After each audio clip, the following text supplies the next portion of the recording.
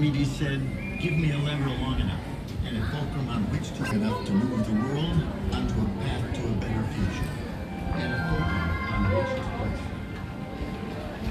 The primary levers are time fulcrum is the expanding use of microphones and the internet. There are other opportunities to join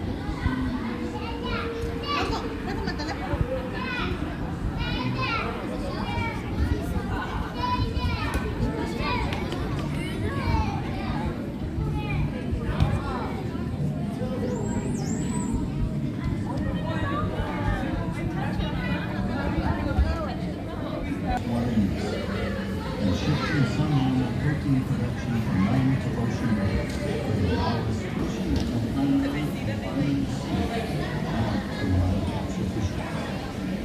California has the opportunity to demonstrate This area. This is Pacific Visions. This is our new exhibit here at the Aquarium of the Pacific. We've got a gallery on the first floor which has some really cool art stuff. There's a little pre-show, and then the Honda Pacific Visions Theater, which is a big like periscopic sort of theater experience, which is about 8 minutes long. It's pretty neat. That pops you up here on the second floor, which is all a bunch of interactable sort of activities to help people try to understand our growing population, how we handle that going forward in the future, looking at some different innovations we can use to support a larger population in terms of food, energy, and water usage.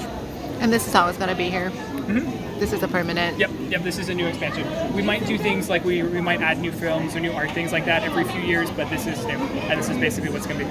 Cool, thank you. No problem.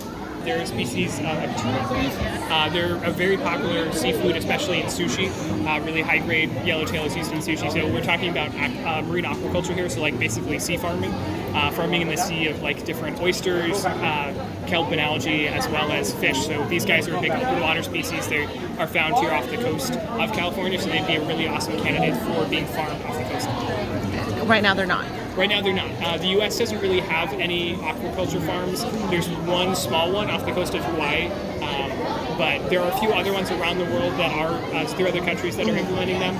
But the U.S. has a really good, they did like a global evaluation of different areas to do it. The U.S. has some of the best waters for it. To minimize environmental impact, get the most out of doing it. We have the regulations in place where we can do it in a way that's really sustainable and isn't damaging to the environment around it. And you said these were yellowtail? Yellowtail, yep. Awesome. So these guys all get about 3 times the size. Oh, 3 times? 3 times. Wow. Yep. Cool. Thank you. Yeah, so we have some oysters over there, which are neat. And then we've got some fish from the Sacramento San Joaquin River Delta right there. So they're an endangered species of delta smelt that lives in the water that we consume here in California. I saw the oysters. Is there an oyster farm? There are some places that are doing oyster farming, and you can pair that with these guys to make sure that any sort of fish waste that they produce is also processed by those oysters. And oysters can actually help protect shorelines. They also clean the water in an area as well. So they have a whole bunch of purposes. Oysters and filter feeders like that are really helpful, and we can farm them and then eat them. So it's great. Because right now oysters farming is popular in like Louisiana, Texas, and some of the more northern coasts they have farming for them. We don't really have them too much on the Pacific coast. They need to. Yeah, it's a really good resource, and it allows you to make sure that you have them available at every season. And there are different ways they can farm them so that they're larger, juicier. They grow much faster. You don't have to worry about them interbreeding with other species, and they just focus on growing, so they get much juicier. They grow quicker. You don't have to worry about as many toxins or anything getting into their system when they grow quickly. And what were you saying about those? These are delta smelt. They're really cool. They're an endangered species. We have these guys from, I think, UC Davis in their fish program. But these guys are found, these guys live in a very specific area of the river delta that we consume water from. And a lot of different farmers, especially for things like almond, use the water here. So if there's too much, these guys live in a very specific, very particular sort of area of that river. And it's somewhat salty, but still fresh. So if we use too much of that fresh water, then that salt water moves forward and it gets saltier. These guys have a very specific area they can inhabit in the rivers. So if it gets too salty, these guys don't have habitat and they go extinct. So these guys are endangered because of that. Interesting. Yep. And then what's that map over there? This map is talking about fertility and kind of our global population and how that population trend is going.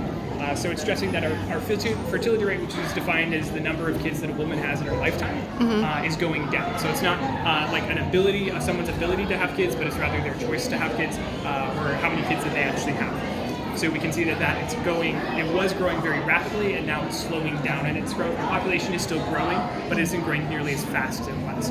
So if it continues to follow this trend, it should stabilize around 10 billion people in 2050, which is still 2 billion more people to feed, but it's something we can handle. We just have to think more intelligently about how we're producing food and look at some out-of-the-box sources like marine aquaculture. Yeah. So you can see like a lot of the areas here are now like green. Yes. They're having less children. Yes, so we kind of see that for two reasons. Education and urbanization. Mm-hmm. So education is a good case in point with Kenya. So that's Kenya in 1970 versus Kenya in 2014. So, even Asia too. Yeah. They made a major push in Africa and Kenya specifically for education. They now have about 80% of their kids complete middle school, about 50% of them complete high school, which is huge. That means and that's for both male and female students, so a lot of young girls are getting opportunities outside of the home. They're getting careers and economic paths that they can take, as opposed to culturally having the only option of being married at a young age and having kids. They have a lot more potential futures that they can pick out for themselves, which is really important. That's cool. Statistically, it means for a woman, the difference between 0 and 12 years of education can be about 3 to 4 kids. So it makes a really big difference. The second one is urbanization, and you can kind of see that in Asia a bit.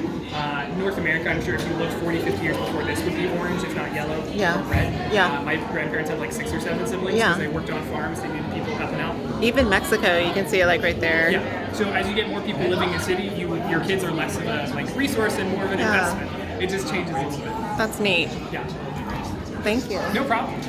And then what's over here? Over here we have the bubble wall, which is pretty cool. It's just kind of a bunch of random facts about different choices that we make, how they affect the environment, how the environment affects us. We like to talk about the ocean as basically being our life support system. It helps to contain, it holds a lot of the temperatures that we've seen in the rising climate, rising global temperature climate. So it holds a lot of it, it holds the brunt of it. It basically is like the cooler, it helps maintain systems and wind currents, precipitation, all sorts of things. So it's really important.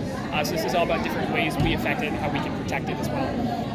We have these different tables talking about each of those sort of items, the water, energy, and food that we use, stressing how our different choices are either more or less sustainable, making sure that we can have the most positive impact on our environment, and looking at some different personal choices we can make, but also policy changes that we can put in place in order to ensure a more sustainable future. That's neat. And then what's that thing up over there? That's some random facts on a spinner because it's fun and cool, and kids like spinning stuff. Yeah. Some of them are really cool facts. Like one of my favorite has a picture of grapes, but it's actually unrelated to grapes. That the average American consumes over 200 gallons of California water in the food that they eat every single week. Wow. Yes, every week. Over 300 gallons. So we export a huge amount of our water through food to the rest of the country. So we use a considerable amount of water, but we export a considerable amount as well. So that's cool to think about. On the other side, we have a CO2 lift that compares the relative amounts of CO2 that we release through driving different types of cars and vehicles. Mm-hmm. So looking at electric all the way up to a large truck, seeing the amount of impact. And it's cool because a gallon of gas only weighs about 6 pounds, but all the CO2 that's released from that is significantly more. It's about 20 pounds of CO2. So we release a lot more CO2 than we recognize oftentimes. So this is a kind of cool way to feel how much that is. That's neat. Yeah. And then right here, this is a fly through the future city. So you get to go and see all the different sort of technologies and innovations we're talking about in our films and different resources. Talking about desalination, water treatment, finding renewable ways to source that, looking at farming within cities, looking at marine aquaculture, all of those different resources. And right now, these are just ideas, They're right? ideas. There's some places, isolated sort of places, like there's a picture there of a place in Madrid that's doing it, or Milan, sorry. This technology is being used, it's just not being used at a large scale. So we're trying to imagine how a city could look. It's a bit fancy and flashy, but we're trying to imagine what that would look like at a larger scale. And that's where we want to go, is more... So, and a lot of this is trying to expose people to these really cool technologies that they might not be aware of. And making sure that it's something they're aware of, so it's something they'll consider more in implementing in elections and in sort of things in their daily lives. And then this film here is kind of a really concrete explanation of some of the different technologies that we're looking at, and kind of puts a button on the whole experience. It's a bit dry, but it's really good information. Well, thank you. No problem.